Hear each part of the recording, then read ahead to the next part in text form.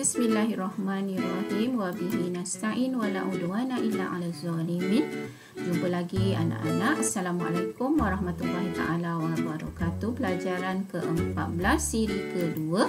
Okey, masih di bawah tajuk sembelihan. Jom bersama-sama Ustazah.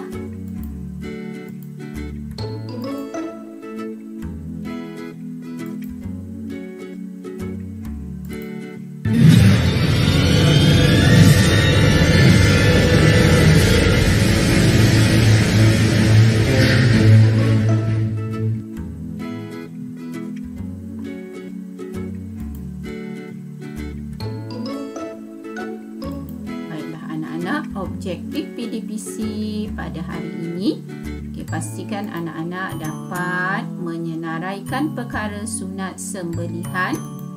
Yang kedua, menyenaraikan perkara makruh sembelihan.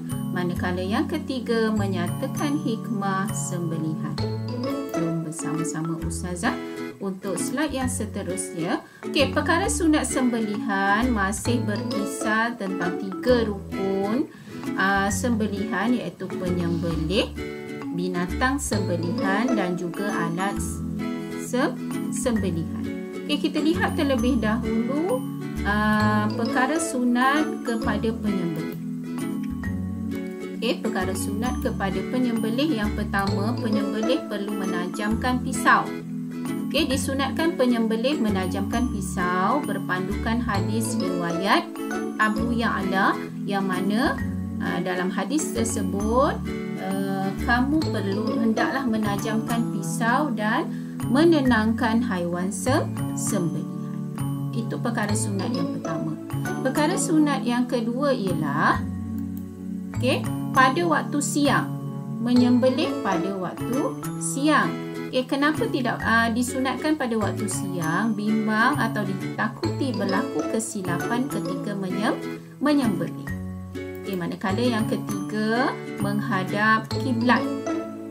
Disunatkan penyembelih dan juga haiwan atau binatang sembelihan menghadap arah kiblat kerana kiblat ialah tempat mulia bagi umat Islam. Manakala perkara yang keempat, membaca basmalah. Disunatkan penyembelih membaca basmalah ketika permulaan menyembelih. Itu 4 perkara kepada penyembelih. Perkara sunat terhadap penyembelih. Kita lihat perkara sunat sembelihan yang seterusnya. Baringkan atas rusuk kiri. Baringkan atas rusuk kiri ini ialah perkara sunat terhadap binatang sembelihan. Baringkan atas rusuk kiri. Seterusnya, bagi alat sembelihan pula, alat yang tajam seperti pisau.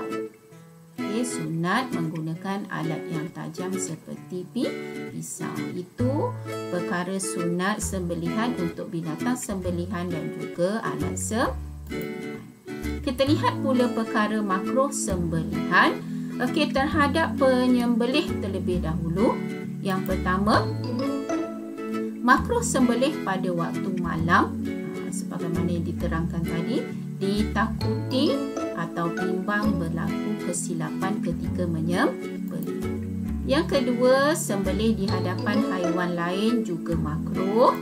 Yang ketiga ialah tidak menghadap kiblat.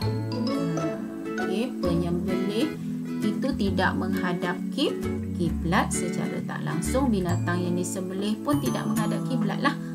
Makruh. Dan juga tidak membaca basmalah. 4 perkara makruh terhadap penyembelih. Kita lihat pula perkara makruh sembelihan bagi alat binatang sembelihan. Kita menyeksa binatang terlebih dahulu baru kita sembelih, maka makruh hukumnya. Manakala untuk alat sembelihan menggunakan pisau yang tumpul. Gunakan pisau yang tumpul, walaupun mungkin boleh untuk memutuskan kedua urat tersebut, tetapi perlu diingat kalau pisau tumpul, maksudnya masa yang kita ambil ataupun masa untuk binatang itu mati agak lama. Jadi makruh menggunakan pisau yang tumpul. Okey, seterusnya kita lihat hikmah sembelihan. Ada 3 hikmah sembelihan. Yang pertama, membezakan daging yang halal dengan daging yang haram. Okey, supaya kita tidak termakan daging yang haram, kerana makan daging yang haram, ibadah kita tidak diterima Allah. Seterusnya, dengan menyembelih binatang ikut sebagaimana yang disyariatkan Islam, menghindarkan diri kita daripada penyakit. Kenapa? Okay, kerana terdapat dalam penyakit yang terdapat dalam binatang, akibat daripada toksin dan bakteria dalam darah telah dikeluarkan melalui proses sembuh. Dan yang ketiga, mempercepatkan proses kematian di binatang. Okey, binatang boleh mati cara lain, tetapi untuk yang sah kita makan dagingnya adalah dengan melalui proses sembelihan. Okey, demikian dahulu perkongsian Ustazah untuk siri yang kedua di bawah tajuk sembelihan. Mudah-mudahan anak-anak mendapat manfaat di atas penerangan Ustazah ini. Aku qauli hadza wa astaghfirullah li wa lakum. Wassalamualaikum warahmatullahi wabarakatuh.